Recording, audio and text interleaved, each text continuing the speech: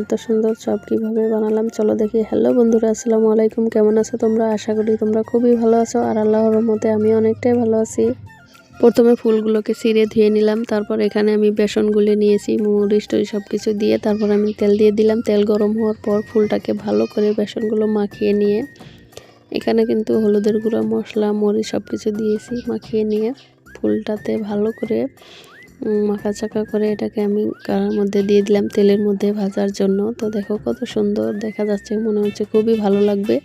তো আজকে কিন্তু আমি এগুলো ফেলে দিব না, নিজে খেয়ে নিব। তো আর অল্প তেল দিয়ে দিলাম যাতে আটকে না যায়। এবার আমি এটাকে ভালো করে উল্টিয়ে পাল্টিয়ে ভেজে নিব, সুন্দর করে এই পিঠ ওই পিঠ ভেজে নিব।